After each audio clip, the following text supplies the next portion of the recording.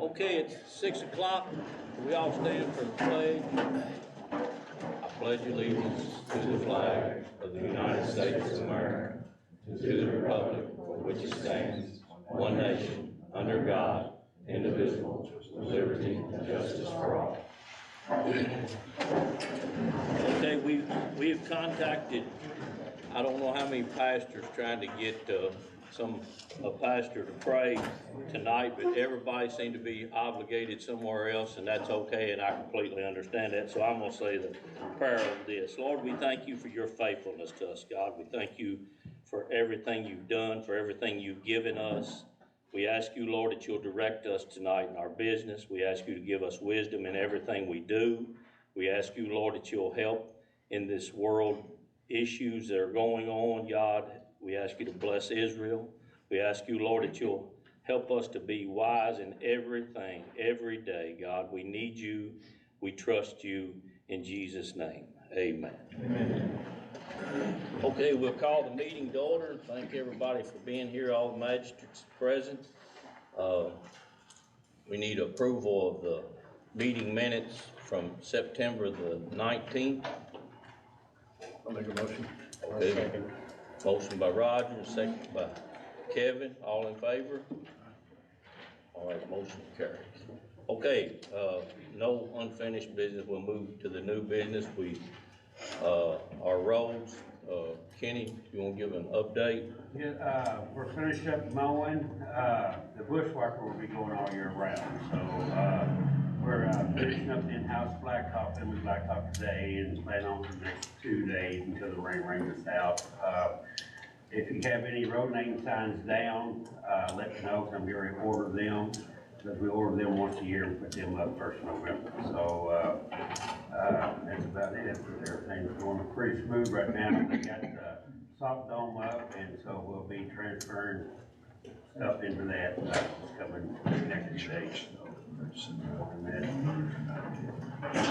The one other thing on that, Kenny, we got a call today that Orem Lane needs mowing again. I haven't been out there. I don't know how many times we mowed it, but that's what I told Amanda when she told me. I said, I bet we mowed it 4 times. Yeah, yeah. But somebody, I don't even know who called. Somebody did call today, so might want to check it out. I'll go home and wait. Okay, yeah. Kevin can look at that. And then anybody got any questions for Kenny? Okay, Brad, committee report. I know you all met yesterday. Yes. We talked about the maintenance on the equipment records, snow equipment. We've spoke about it, getting it ready. I think it'll start on 1st November, getting everything checked out, making sure everything's working. I think Kenny told us they wasn't going to give us anything on New Cut Road for repairs, so I guess we got to go back to the drawing board on that or something. And I drove by as I was coming out tonight. The Who Barn is finished. They finished about 4:30. The guy called me and thanked us for the business. Looks really good. Do we have anything on I know the service truck is it down completely, Kenny? Yeah. Do we have any word on the animal control truck, or are we going to be able to bring it back to the county, the road department? We're either going to put it at the road department or at the parks department. Kobe really needs that truck, but if nothing else, we may move the truck did come in from my office in planning and zoning and ABC. Right. So if we can move that truck, the maroon Chevrolet, out there and let them use it if we need to for right now. I know we're gonna have to get something else because I know when I was out there when Kenny was on vacation, I think the truck, they can just drive it a little bit and then they just got to sit there. It won't do anything. So we don't. It could. I mean, would be dangerous for them even. I mean, if you take it to the parks or whatever, we have to, we could find a cabin chassis and put that bed on it. I mean, that's, got the service bed on it, you know. Mhm. Something we need to talk about later on. Yes, yes.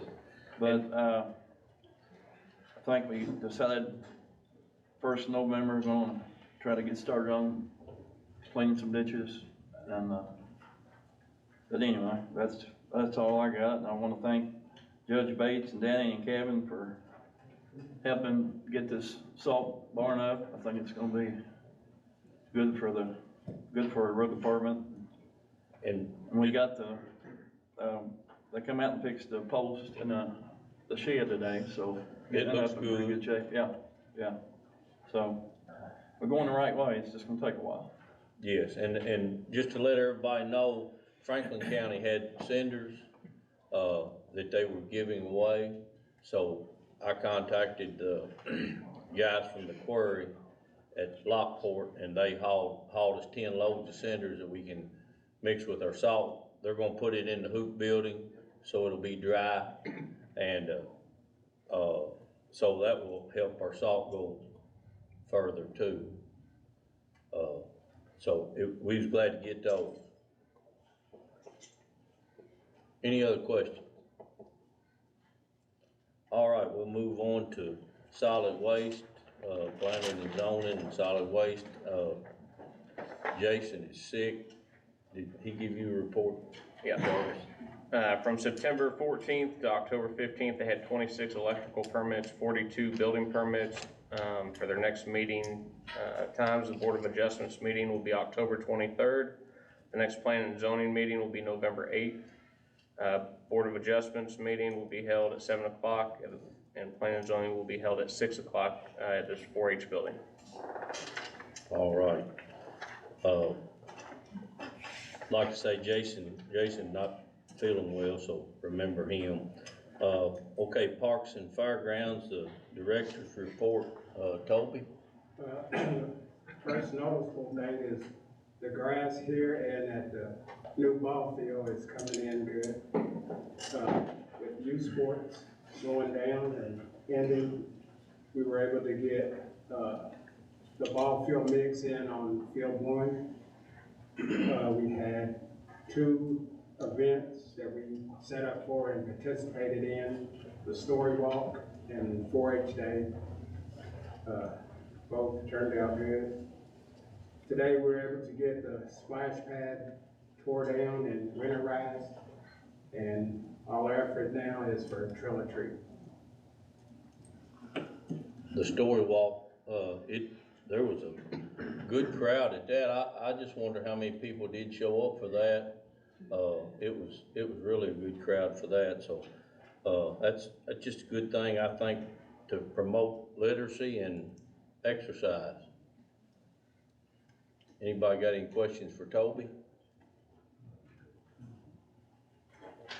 Okay, Travis, do you wanna say? Well, just one last time, this Friday, 5 to 7, we're having our trail or treat event, where we had roughly 1,200 kids last year, trick or treating around the trail. We've got over 70 booths along the trail, that we've got marked out. And then the rain out date, if the weather does happen to get bad and we decide to do a rain out date, will be October 27th, but hopefully we can get it in this Friday.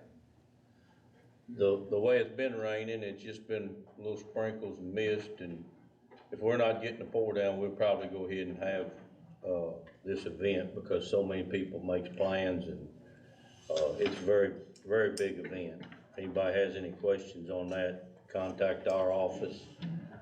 It's a great thing. Okay, Animal Services, Dan, you wanna give your report? Yep, still being busy. Rescues are starting to pick up again, thank God. We sent 5 to rescue Friday night, which is a big thing, because lately we haven't been sending anything, so they're starting to pick up. Fixing little parts and pieces at the shelter, hoses and plants and cages, but besides that, I mean, we're getting them in and they're going out and getting them in as fast as we can. Okay, thank you. Anybody got any questions for Dan? Okay, Roger, did y'all have a committee meeting?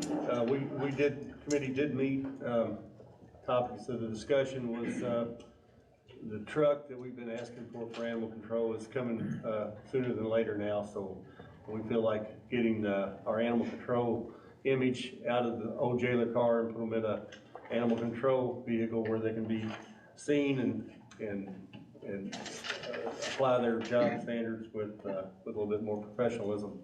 The other thing we talked about also was, a lot of excessive dogs running loose where Dan, we recommended that Dan, cite these people for the dogs running at large, and he says that he does that, and sometimes when they go to court, the judge just throws it out, so a lot of times the citing of, these dogs is, for no reason other than just the inconvenience of taking somebody to court. The part-time position still needs to be filled. That would help give Dan some additional time to be able to do his job instead of building a bunch of over hours.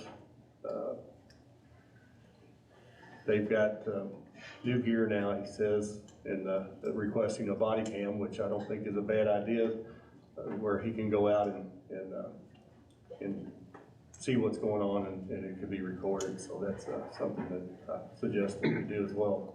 And it's that would be the committee report. Okay, Cassidy, do you wanna address any of that as far as going to court? And I know some of those have been, and our office has got so many calls. We have been heavily involved in this. We've met with Cassidy, and then we come back with, and meet with Dan and, with Cassidy there also.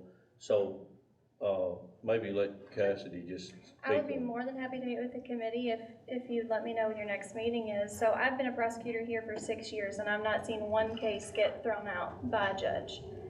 We prosecute them through the court process, so it can be either by deferred prosecution, a guilty plea, or a finable offense by the court, surrendering the animal. There's a variety of ways that these cases are resolved through our court system.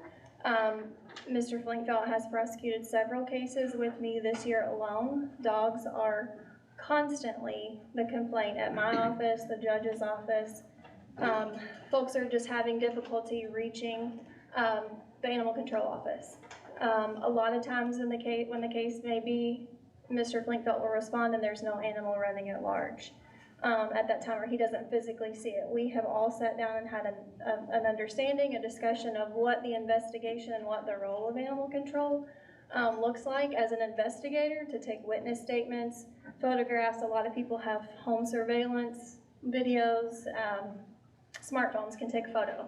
There's a lot of resources available to Mr. Flinkfeld to already be able to investigate those, and he's done so. He brought me a stack of cases to actually be prosecuted as well.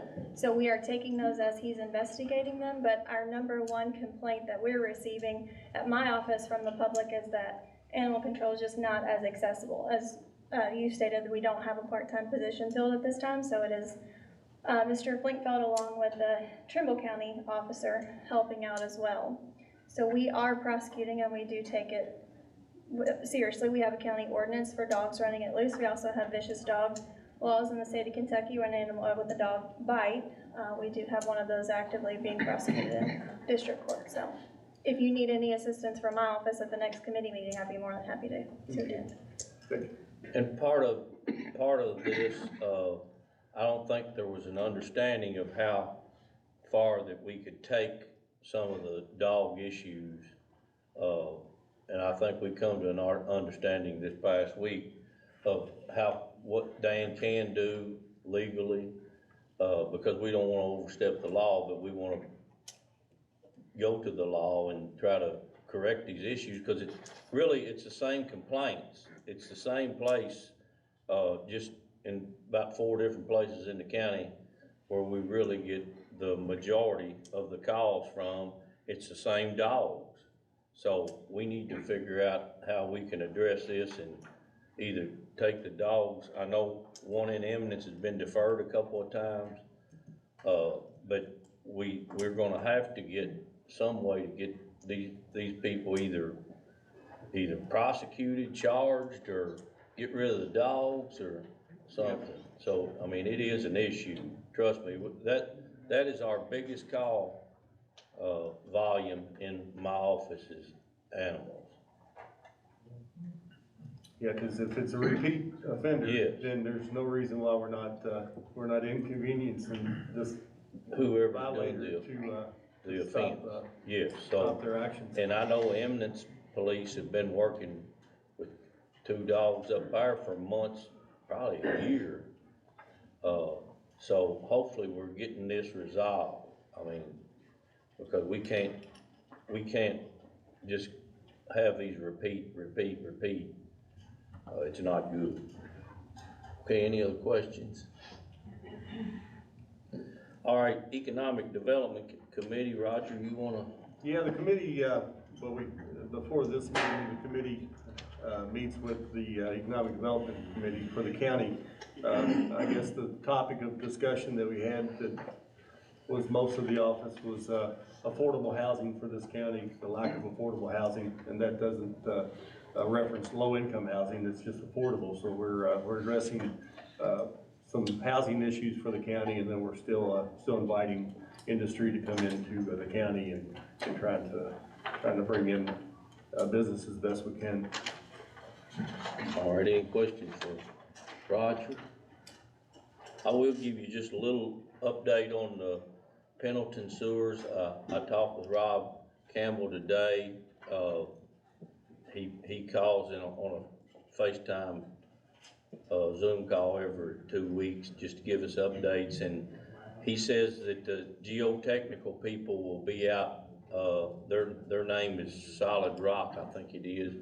They will be out, surveying and seeing how much rock, all that, in the next couple of weeks. He said that should be finished by November the 17th, and the environmental, reporting, that will be, finished by December the 8th, so we can get some true numbers on, when we can put this out for bid and, get some true numbers on what the Pendleton sewer project would be.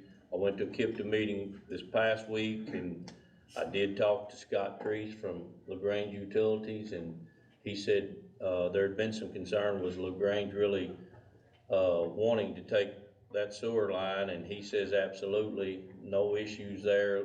He gives their council every month, he gives them an update on it, and we're getting some, Met with them the today. interlocal agreement with their attorney because it's gotta be an interlocal agreement on that, so Cassidy and Chelsea are working on that, so the ball is rolling, it's just sometimes it don't seem like a real fast process. All right, we'll move on, Sheriff's report, Keith. We took 335 calls from KSP Dispatch, took 95 calls to my office, served 56 citations and criminal summons, made 31 criminal arrests, made 12 warrant arrests, served 78 court papers, transported 1 mental inquest warrant, had 1 special detail, 64 vehicle inspections, 13 carried concealed license, and had 14 drug charge arrests. All right, any questions for Keith on that? All right, thank you, Keith. And my truck, I know y'all probably wondering about that. We was told again, last week, 2 weeks? So they're waiting on what now, Josh? Visor lights. Visor light still. So once that's in, the truck deal will be freed up a little bit. And just, one more thing on that, Dan needs a radio, so, we've agreed to put a radio in Keith's new truck instead of us taking that radio out and pay somebody to take it out and put another one in. Yeah, because the radio in my truck was just purchased, I don't know, 4 or 5 months ago, so it's brand new, and it's gonna be compatible with the new system that we got going in. Traditional radios doesn't work with this new system, it's gonna be digital, so. So, there'll be a radio already in Dan's truck when he gets it, and that'll save the county from having to pay to take it out of my truck to put it in another truck. They're both brand new radios, so, yeah. all right, thank you, Keith. Okay, Adrian Southworth is here, our senator, and I wanna say, I don't want people to feel I'm giving her an advantage here, because we did put her on the, docket for this, on the agenda, but she is our sitting senator, and I feel like we owe it to her to give her some time here for an update from the state, from the Capitol, and I hope she tells us a lot of good things.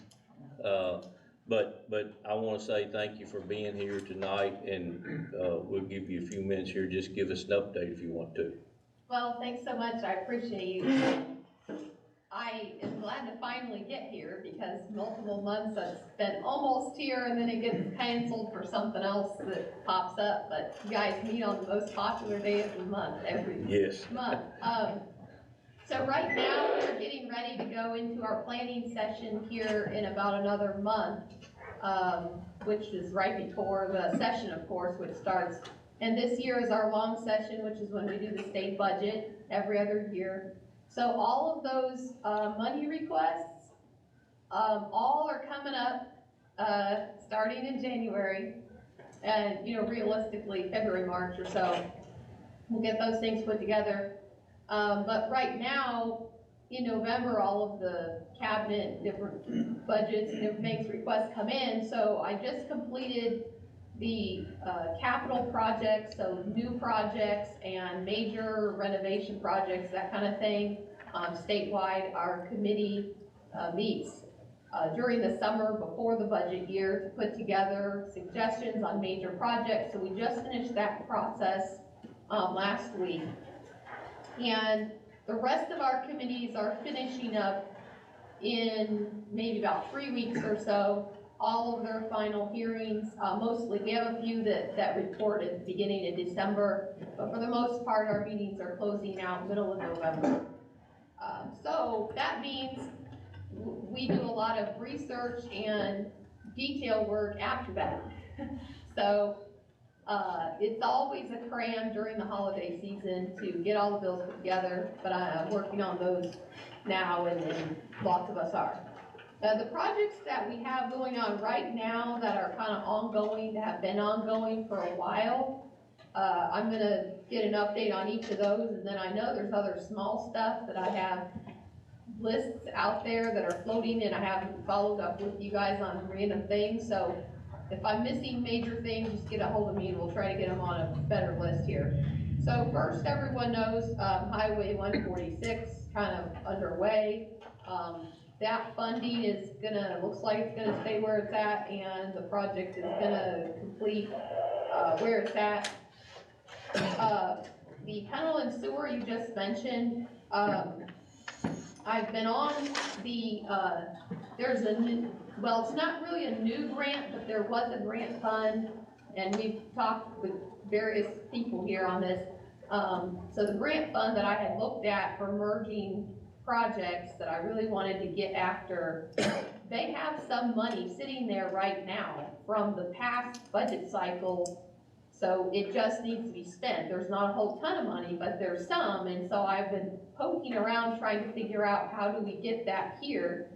And the board that's in charge of the money, because it was kind of sitting there dormant, and we changed, the reason I even know about this is because we changed the criteria for the money in the law this past session. And actually the final version, I ended up being the one writing it. And so I was like, hey, once we start talking about this project, I think this might match. In talking to Sandy Williams, which several of you guys have been talking about, she thinks that it's correct, that it would qualify, but the detailed criteria the board has not set. And so they had a meeting last month, and apparently, I don't know what it was, a hung jury or whatever it was on what they're gonna do. And she was out of town, so she gets back into the office tomorrow and is going to try to hunt down what's really going on, and is there anything we can do or else that we need to know to try to get, because my goal is to get in the hopper and pull that money out before next fiscal year, because they are gonna put a lot more money in for the next budget. But then it's gonna go live and the whole public's gonna know about it and everyone's gonna be putting in applications. And as of right now, there's only like 4 projects that they even have eyes on that are potential contenders for this money. So I'd like for us to be the 5th and get some. So that's going on. The Flat Creek water line, that is, we don't have any money for it in the leftover monies. We have to wait till the next budget cycle. That's all it is. But, you know, it's a large price per capita, but it's a small size project in the grand scheme of things. So hopefully we can get that done, because we are gonna try to do more water money this year as well. And then finally, Highway 389, you know, I think everyone's had their hands in the air on that for a long time. But there are 3 things. One is they have the Department of Transportation has put it in their recommended budget. Hopefully that, you know, we'll make sure to drag it all the way through, but to do a longer term study, the study that no one has done yet on what do we do about the road long term. That has to get started, because everybody's frozen till we get that going. So we have to get that pushed through this year so we can get that off the ground. Meanwhile, I was asking about maintenance on the road, and they're gonna do some patch repair or whatever this winter, but I'm specifically waiting now on a quote on how much it would cost to do something that's a little bit more midterm. That's not just, you know, cracks, but like, what can we do?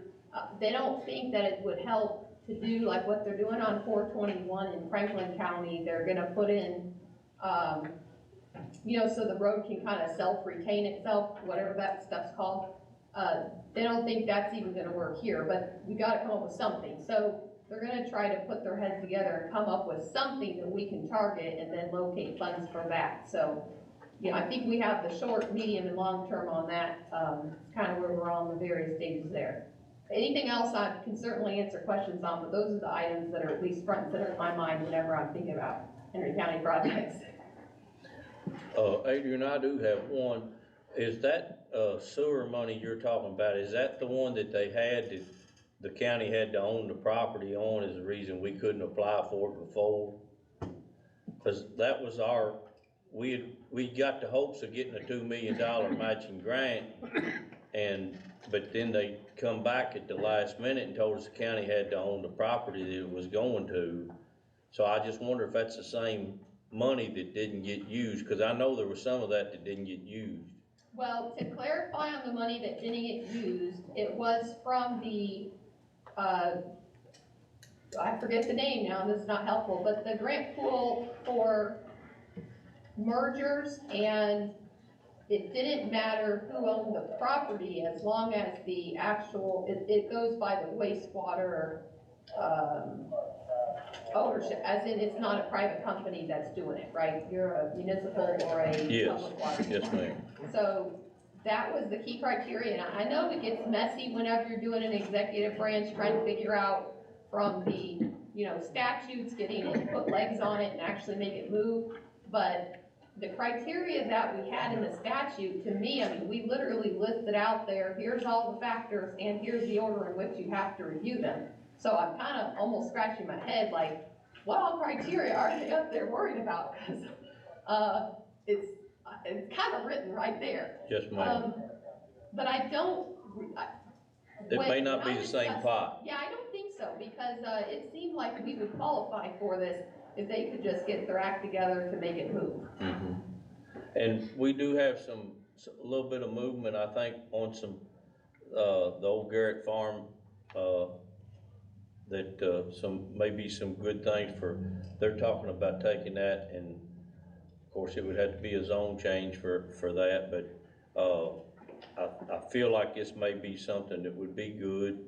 There would be a distillery, a small distillery, and maybe 2 or 3 rick houses, and then some charging stations and a 80-room motel on that property. and it's right there by the interstate, so that would be a big, economic driver. So that would free up, Kip is telling me that that would free us up a lot of money from the economic development side that might help us with this project too. So that's kind of promising, I believe. Anybody else got any questions for Adrian? I wanna thank you for coming. I know you've been trying to get here. She's texted me, no telling how many times, trying to get here, but thank you for coming. Thank you for that update. Okay, next thing on the agenda is, appointing Amy Mahoney as EMA director. For those that maybe not familiar with this, we had Mike Hilliard used to be our EMA director here in the county, and he moved out of the county, and so he couldn't be the director anymore because the director by law has to live in the county. So we switched that and put Denny Washburn as our director, but Denny can't do the computer work and all the things that need to be done. He's fine for the assistant, but for the director, we've overloaded Denny. So, Mike has been doing most of that paperwork and that, but we feel that we can let Amy out of the planning and zoning. She can do that part, that role, and, be more efficient because she's in the office where she can know what's going on in the office, and she can take care of all the, any kind of a grant or anything like that. So we, need to appoint her, as director. They seem to think that it needs to be, voted on at fiscal court, and appointment needs to be done here, not just by me. So if I can get a motion to do that. Okay, motion by Brad, and second by Carl. Have we got any questions? Is she still gonna be in planning and zoning, you said? Yes, she'll still be there, but this is not a full-time job at all, but she is really helped in our planning and zoning, and she's very efficient, and she's made Jason, it's made that office a whole lot more complete, since she's been there. She's a very good employee, so. Okay, can we get a vote? All in favor? All right. Motion carries. Okay, claims and transfers. Everybody had time to look over those? Make a motion. Brad made a motion, get a second by Ed. All in favor? All right, motion carried. Okay, public comments, we allow 3 minutes. We forgot Ed's ambulance report, ambulance committee. We don't have it on the agenda. Oh, okay. Yeah. We'll do it in the court comment. Yeah. Public comments, 3 minutes per speaker. Yes, ma'am, go ahead. Hello, I'm sorry, I have to stand when I talk. You're good, just make yourself comfortable. Okay, my name is Nina Neal Hoagland, I live in Emmons, and on September the 24th, I was walking my dog, and these two Great Pyrenees, who have been running for over a year, were also running with a Doberman, loose. Okay, they came up to my dog, they surrounded us, they nipped my dog on the nose. My dog is a puppy still, even though she's 74 pounds. She backed up, tucked tail, and fortunately, a gentleman stopped to help me, but when she did that, I started swinging with the only thing I had available was a leash, okay? And had those dogs been vicious, they would have turned on me. But had my dog also retaliated, I would have seen my dog eaten. If I have to keep my dog on a leash and confined, I believe that the leash law should be enforced in Emmons. You don't live on a farm. If you live on a farm, fine. If you don't live on a farm, in the city of Emmons is the leash law. These dogs have been running for over a year. I have seen the two white Great Pyrenees. I feel like that as far as animal control, I called the dispatcher, she knew about it. She had several calls. I also called Robin up at City Hall to get on the docket to talk. I also called, I didn't hear from animal control for over 48 hours, okay? And I called, the only council member I knew at the time was Leanne Armstrong, okay? And I went to the council meeting on October the 9th. As far as the animal control person who came to my house, didn't show up for 3 weeks. No call, no nothing. And I'm sorry, but I'm a taxpayer, and I believe I deserve just as much consideration as anyone else. And if I have to abide by the laws, then other people should. And the thing about it is, these dogs I saw them last October. My neighbor saw them the summer before last, the 2 Great Pyrenees. Now they're running with the Doberman, okay? I just want what's right if it's right for me, and it's right for everybody. And fortunately enough, this gentleman who stopped to help me, I must have smacked Alpha Dog in the face, because that's the only thing I had was a leash. And when I did that, they all ran. But I was smacking all of them, and I needed help. And I was sitting there thinking, my dog is going to be devoured by these 3 dogs. They weren't gonna back off until I smacked Alpha Dog in the face. Yes, ma'am. So I want it taken care of. It's not the only dog I see. And then I see them 3 weeks later up at the cemetery, the 2 white dogs, the 2 Great Pyrenees. And yesterday, I saw another stray dog who came running across the street right up to my dog, and now I have pepper spray, and I started to spray it, and she backed off. It backed off. I don't know what breed or what sex it was. So I just think that Yes, ma'am. there's a problem. We're out of time. We've got a That's 3-minute fine. I'm limit. just telling I you. will talk to you as soon as the meeting's over. I'll be glad to take as much time as you want then. Yes, ma'am. Those 2 Great Pyrenees have been to my house half a dozen times. Yeah, Yeah. and I know Cassidy may I want to just even. took based on your report, I was presented a case file on Friday, and I did take new charges based on what was reported for your case specifically, just to confirm on my end of it. So it's pending service on the dog owners. I So know hopefully we're gonna what they're meeting. Chief Wells had several things, been gone through the court, it gets deferred. So something needs to be done with the repeat offenders charge, however it needs to be done, something needs to be done. It is an active court case on prior offenses that the city of Eminence Police have charged. So I do have an active probation case on those, which based on new charges, now that it's been brought forward, will be a motion to revoke on those probation. So it would be 2 then cases to answer for in court at that point. But thank you. Any other public comment? Yes, sir. Yes, I'd like to comment some more on the animal control. I do appreciate what Cassidy, everybody has said is what's coming out to help Dan establish his legitimate role. And the last time I talked to you, Judge Bates, my question to you was how many times? And at that time, it was 3 times for these same dogs. So on October 1st, these same dogs killed a cat on a neighbor's porch.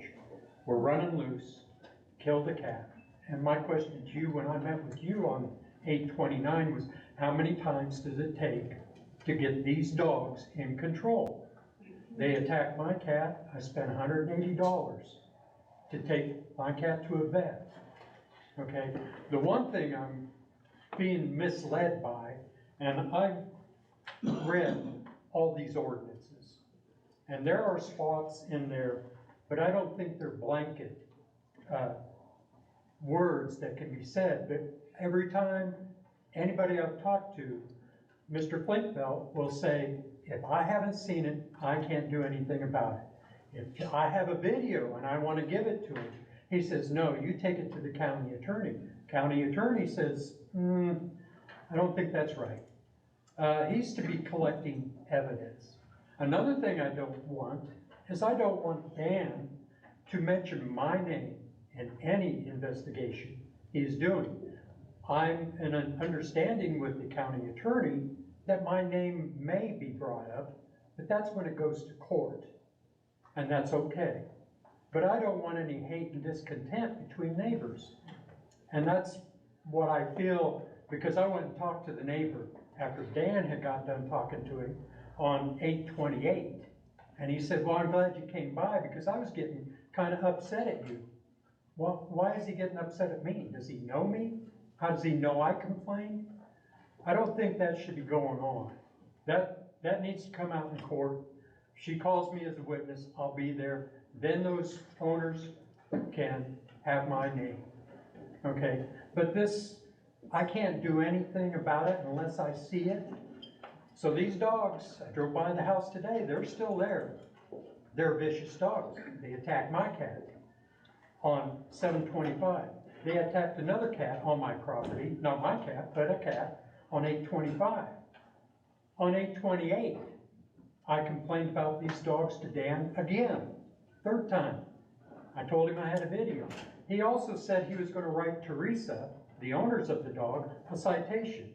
I have no idea if there was a citation ever written. Dan also said that he couldn't do anything about the dogs because they were on the property. They're not contained, they're not controlled, they're running loose. Even though they're on his their property, that's still not in control. So, 4 times, Judge Bates, and a cat's been killed. Way far away from this house. Your time, it's up. Thank you, sir. Thank you. Cassidy, do you want to address that at all? I know there's some.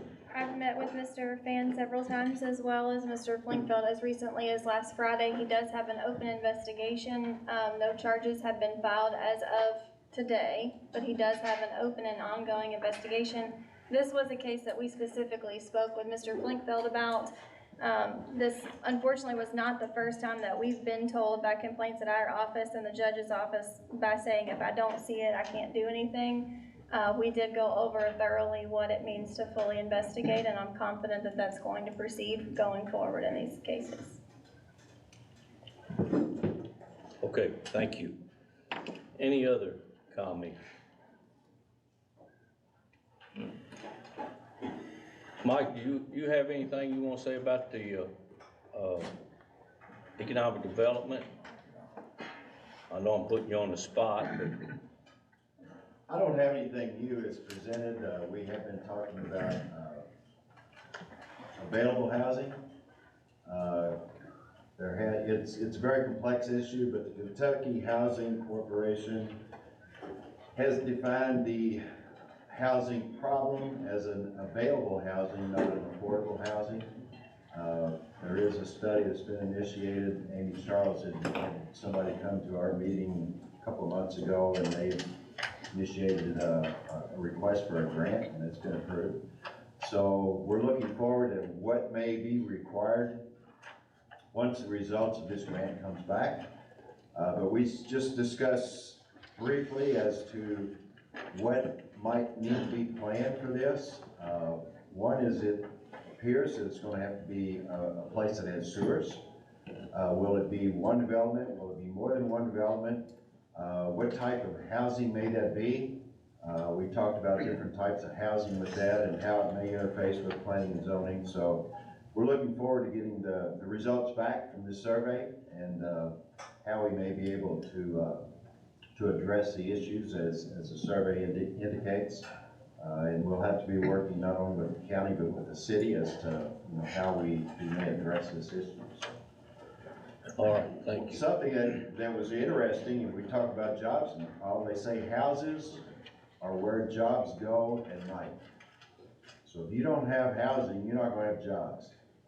So that was the definition they had at one point, is houses are where jobs go at night, so. And you never really thought about it being that way, but that is true. If they don't have a place to live, they're not gonna have a job because they won't come for a job.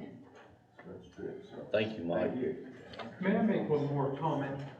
I also think that Dan Flinkfeld is the best man for the animal control officer.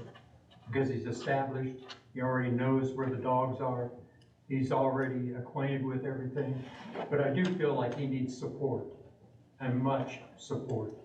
And I think, just to answer that question, I think what Cassidy's saying is we did get him to understand that we can do something with these animals that's just repeat offenders. We can get it in the court system and get something done, because trust me, your two is not the only two cases we got in the county. We got 4 right now that's just always something, and we've got it, they're gonna be handled. So just know that. But thank you all. Okay, any court comments? Ed, you wanna say something about the EMS? Well, yeah, the EMS committee met last night. The numbers for this month actually look pretty good. Our run volume for September was at 189. Our average response time was 11 minutes and 53 seconds, which is down from 12 minutes and 14 seconds, which is still well within the national average, and better than a lot of big cities. The average shoot time, which is the time from the time that the call comes in till the vehicle actually pulls out of the garage door, is 55 seconds. It's down from 1 minute and 10 seconds. They administered 3 Narcans last month. The refusal rate for people that called but would not be taken to the hospital was 23%. We had 4 calls into Oldham County. They refused 1 due to resources. We had 4 calls into Shelby County. They refused 1 due to resources. The biggest issue we're having right now is pay for the paramedics. This gets really complicated because it's all part of the contract with Baptist Health. We've requested a meeting with their H&R department for next month at the ambulance meeting, because we lost a medic last month because we can't pay them what our Baptist Health won't pay them what everybody else is paying them. And they refused to pay one guy a certain amount, and he was experienced, and we should have had him hired. The next week, a different guy came in and applied for the same job, and they agreed to pay him what they wouldn't pay the first guy. And it's Baptist Health just seems like they're all over the place, so we're gonna dig into that a little bit and see. Let me just say, as a former person on that board and as a magistrate when we had our own EMS, the HR is if it wasn't for the HR part, we would still have the ambulance tax, and the ambulance would still be under fiscal court. Right.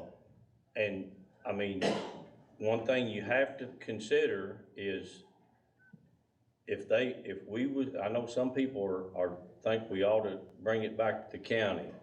They're having a hard time getting these people on $25 an hour. If it comes back to the county, they're paying 6% on the retirement side. If it comes back to county, we're gonna have to pay $25 and put 30% retirement on, because the state retirement is different than everybody else's. So that completely muddies the water and the board needs to be careful with telling the HR department at Baptist what they can do. Now, we can change contract, but we can't just go wade off into the HR with their side of that. And if we want to pay $30 an hour, our subsidy's going up. I mean, that's just the way it is. Whatever they pay, we're gonna pay, or the taxing district's gonna pay. They're not taking anything out of their pocket. Well, I understand that, but they don't have a pay scale. It's just at the whim of the HR department when they hire somebody, or when we hire somebody. I really thought that they come up and told us that they was gonna have a bottom scale and then they could, We haven't done it yet. but yeah, like I say, we just gotta be careful that we don't wade off into the HR part when that is not, am I saying what's right, Cassidy? I mean, So far. we've got a contract. I'm listening. We've got a contract with them, and if we want to change the contract, that's fine, but I can tell you, if we change the contract, we're gonna pay for it. Correct. Yeah. It's gonna come out of our It pocket would have to either be by way. mutual written agreement by both parties to alter, amend, or vacate any portion of the contract that's currently existing, otherwise it's considered a breach. So, Okay, any other court comments? Could I ask you a question Yes, sir. on the ambulance thing? When payments are made to them, is that made through Baptist Hospital? No, there's a man here. No, sir, it goes to 911 billing, and then they pay, the taxing district, and then the taxing district pays them the, Okay, the reason I was asking is, you know, if your insurance company no longer deals with Baptist, is your insurance company, who are they paying? they would be paying 911 billing. Okay, Yes, sir. so, That's a contract with them that so they, who files, where does the insurance file with? with the 911 billing, that would be who would be doing the billing on that. And you get into all that, and I got into this myself, you get into all that where Yeah, groups are in network and out of network and all that kind of stuff, depending on what kind of insurance you got. But that has absolutely nothing to do with the ambulance service. so I was just figuring who set the rate, Right. or who goes fight for the individual, Well, you know? your insurance company's supposed to. Yeah, but if You know how they that no works. longer have a, you know, Right, right. dealings with that Baptist hospital, you know, who's the responsible party? Right. I mean, do I just get, if it costs $30,000, I pay the whole $30,000 ransom for one? Hopefully your insurance will better than that. Well, that's my question, I'm not sure whether they will or not anymore. Yeah, I don't know. Or will they accept what Humana says the rate should be? Right. You know, like any insurance company, kind of goes back for the individual. Yeah, they negotiate those, the insurance They're not company. negotiating. No, the insurance companies negotiate with the health care provider. And, you know, we're left completely out of that loop. We have nothing that we can say or do about it. Yeah, but the county is providing the service and I pay taxes. To the county. It's gonna be, I don't know how all this is gonna work out, I mean, it's I something. believe what you're referring to is Humana's, not, certain Humana group is not honoring your doctor, Baptist doctor. I don't think that has anything to do with EMS. Well, They're not honoring certain doctors, has nothing to do with EMS service. well, they're not honoring Baptist Hospital either. No, they won't. Okay, I mean, you can pay out of network, which is a whole hell of a lot more money. Right. But who's gonna wanna do that? You know, I'm in the process right now, changing doctors. Probably changing I gotta change which hospital I go to. And somebody, you know, if they're gonna say, oh, well, we're not accepting Humana. The one thing I will suggest is, and we just run across this, is the reason I know. Find out if your doctor is in network and your hospital is in network, and when you, Neither one. if you need to go in an ambulance, you can tell the ambulance where you wanna go, and they have to take you. Yeah. They have to take you. Yeah, You don't have to go back. That's right. but you still pay the ambulance department. beds. Well, so I'm saying, if your hospital and doctor and stuff's in network, they're gonna pay for They're most not of it. anymore. That's that's a done deal, gone. You know. Humana does not. Okay, one or the other, there's two sides to every story, one of them cut one off. And That's like DirecTV and Verizon it was and bad Dish that Network. they cut Humana off. Humana made all kinds Okay, of concessions. any other comment? Take a motion. I make a motion. Okay, motion by Danny, second by Roger, all in favor? All right, thank you everybody for being here.